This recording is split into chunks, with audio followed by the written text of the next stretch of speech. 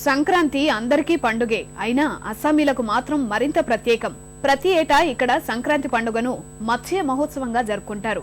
నదులు, చెరువుల్లో చేపల్ని పట్టే పోటీలు నిర్వహించి ఇందులో విజేతగా నిలిచే వారికి వినూత్న బహుమతులు అందిస్తారు. ఇందులో చిన్న పెద్ద తేడా లేకుండా అందరూ ఉత్సాహంగా పాల్గొంటారు.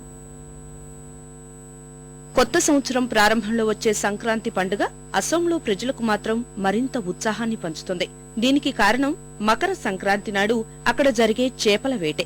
రాష్ట్రంలో అందరూ పండుగ రోజు ఉదయాన్నే చెరువులు, నదుల వద్దకు వెళ్లి వాలిపోతారు. అక్కడ చేపల వేట కోసం సిద్ధంగా ఉంటారు. తొలుత ప్రార్థన నిర్వహించి అంతా ఒక్కసారిగా చేపల వేటకు పరుగులు తీస్తారు.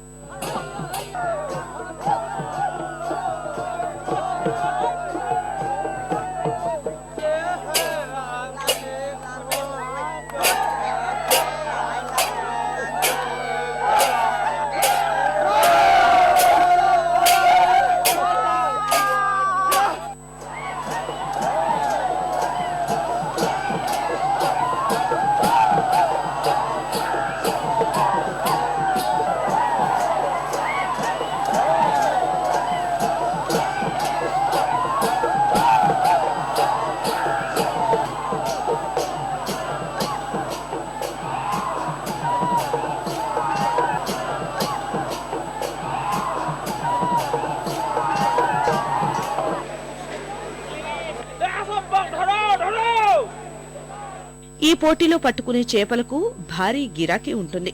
వేటలో దొరికే చేపలు కిలో 1600 రూపాయల వరకు పలుకుతుంటాయి. మకర సంక్రాంతిని ఇక్కడి ప్రజలు మాఘ్ బిహుగా పేర్కొంటారు. ఈ రోజు పట్టే చేపలకు ఎంతో ప్రత్యేకత ఉంటుందని వారు నమ్ముతారు. అందుకే చేపల వేటకు రావడాన్ని ప్రతిష్టాత్మకంగా భావిస్తారు. పోటీల్లో ఎవరు విజేతగా నిలిచినా ఆ సంతోషాన్ని ఇతరులతో పంచుకుంటారు.